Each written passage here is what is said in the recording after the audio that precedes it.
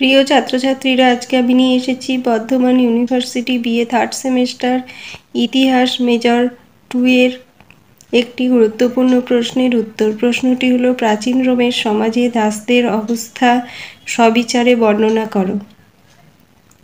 প্রাচীন রোমান সভ্যতার অত্যন্ত গুরুত্বপূর্ণ প্রতিষ্ঠান ছিল দাসপ্রথা। রোমের সমাজ ব্যবস্থা ছিল বিশেষ সুবিধাভোগী উচ্চ শ্রেণী দ্বারা পরিচালিত। উচ্চবর্গীয় রোমান অধিবাসীদের দ্বারা রাষ্ট্র পরিচালিত হতো। অভিজাতদের অধীনে ছিল সমস্ত সাধারণ জনগণ। তাদের মধ্যে জীবিকার ভিত্তিতে স্তরভেদ ছিল। সমাজের সর্বনিম্ন স্তরে ছিল বিশাল জনসংখ্যার দাস সমাজ। প্রাচীন রোমান সভ্যতায় কৃতদাসদের অতিরিক্ত ব্যবহার লক্ষ্য করা যায়, তাই প্রাচীন রোমান সমাজকে দাস সমাজ হিসেবে আখ্যায়িত করা হয়। প্রাচীন গ্রিস ও রোমে সুপরিকল্পিতভাবে সস্তা শ্রমের অনুসন্ধানের কারণে একটা দাসভিত্তিক উৎপাদন ব্যবস্থা ও দাসপ্রথার প্রতিষ্ঠান তৈরি করা হয়েছিল। সমাজে তা সুদূর প্রসারী প্রভাব ফেলেছিল। ঐতিহাসিক পেরি অ্যান্ডারসনের মতে দাসভিত্তিক উৎপাদন ব্যবস্থা তার পূর্ণ শক্তি নিয়ে প্রথম আত্মপ্রকাশ করেছিল রোমে। প্রাচীন রোমে সমগ্র জনসংখ্যার 35% ছিল দাস সমাজ। রোমের কৃষি বাণিজ্য সর্বক্ষেত্রে দাসদের উপস্থিতি লক্ষ্য করা যায়। দাস শ্রেণীর দৈহিক শ্রমের ওপরই দাঁড়িয়েছিল রোমান সমাজ ব্যবস্থা। দাসত্ব ছিল রোমের একটি সামাজিক প্রথা। প্রাচীন রোমে আদিকাল থেকেই দাসপ্রথার প্রচলন ছিল। দাসেরা ছিল পরাধীন মালিকের ব্যক্তিগত সম্পত্তি। রোমে দাসশ্রেণীর একমাত্র কর্তব্য ছিল মালিকের হুকুম পালন করা এবং মালিকের জন্য অক্লান্ত পরিশ্রম করা। রোমের দাস মালিকরা দাসেদের যন্ত্রের সাথে তুলনা করে বলতো যে তাদের কাছে 3 ধরনের যন্ত্র আছে, যথা নীরব যন্ত্র যেমন গাড়ি, লাঙল, কোদাল ইত্যাদি; সরব যন্ত্র যথা গরু, মহিষ, কুকুর ইত্যাদি; সবাক যন্ত্র যথা দাস। রোমের অভিজাতরা ছিল বৃহৎ কৃষি খামার বা ল্যাটিফান্ডিয়ান মালিক।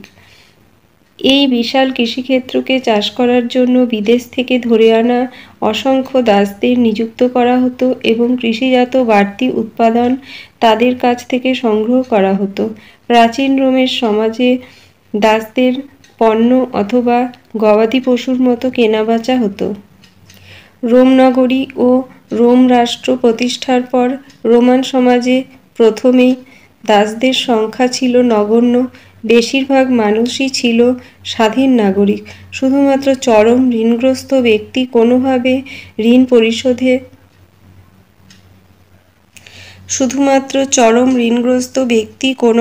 ঋণ পরিশোধ করতে না পারলে ঋণদাতা তাকে দাসত্ব করাতে পারবেন, কিন্তু এই রকম সংখ্যা ছিল খুবই কম, ফলে দাসরা কোনো শ্রেণী হিসেবে দেখা দেয়নি। কৃতদাসদের সামাজিক অবস্থা নির্ভরশীল ছিল তাদের কাজের প্রকৃতির উপর।